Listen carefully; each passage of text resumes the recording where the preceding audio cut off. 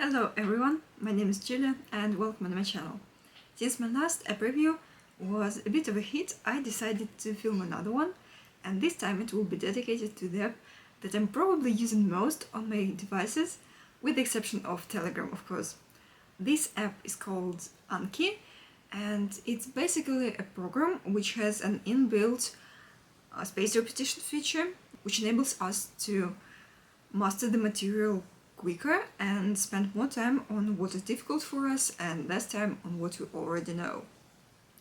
It has gained huge popularity among math students because they have to memorize a lot of difficult material, and as for me, I'm not in med school, obviously. I major in economics, and I mostly use it to improve my language skills. I have two decks dedicated to Spanish and English, well, like one for Spanish and one for English, and they have helped me a huge deal. At that moment in time, I have already been using ANKI for over 4 years, and I'm not planning to stop it anytime soon. Now let's talk about why you need ANKI. The first reason is that it has this inbuilt feature of spaced repetition, which once again allows us to master the information faster and more effectively. Then, the second reason is that it's completely customizable. It's possible to create all different types of cards, basic with a question on one side and an answer on the other side, also open-close flashcards, image occlusion flashcards, which are a must for learning any biological stuff, and also any maps for geography or history too. You can also flag cards, suspend them, edit them, delete, sort, and do whatever you want. And the third reason is that this app is mainly free. Like the desktop application and the Android app are absolutely free of charge, like literally zero cost. And the only thing you will have to pay for is the iOS app, but to be honest, it's not hard to do without it. I had already been using ANKI for over a year at the point when I paid, I think it was $25 for that app, and though it has made my life more convenient, I wasn't really struggling that much without it, because ANKI also has a web version which allows you to do all of your reviews of all of your flashcards. And then we have to move to the downsides of this app, because yes, there are some downsides too. The first is that the interface isn't really user-friendly. Like, it can be a little difficult to get acquainted with the app and to understand where to click to do what, but there are a lot of manuals online, and it's really not that difficult to find something that will help you master the art of using this app and to become top of your class.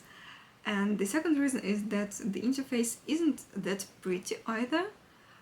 I like minimalist apps, so for me it's perfectly fine, but some people might find it putting them off.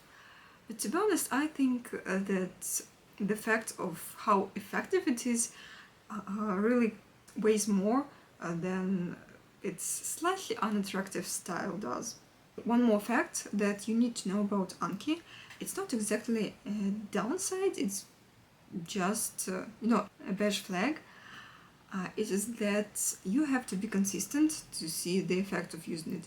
If you open ANKI once a month, as you would do with Quizlet, you won't see any difference. But if you actually put effort into using it daily and doing all the flashcard reviews it suggests you do, it will go a long way in your mastering whatever you're studying.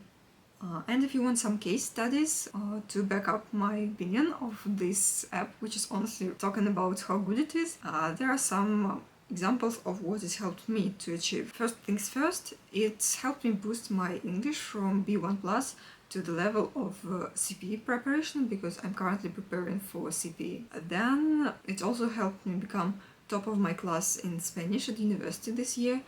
I was a complete novice in Spanish last September when I started to study it, and some of the people in my group weren't, but in the exam at the end of the year, I was the one who received the highest mark, and I really attribute it to the fact that I was good with all the vocab that we'd been learning the whole year. One more great thing that it did for me is that it helped me memorize all the squares of the numbers from 1 to 40, which came in really handy in the maths state exam, because there was some really big square and I immediately recognized it as a square of something like 37, the square of 37.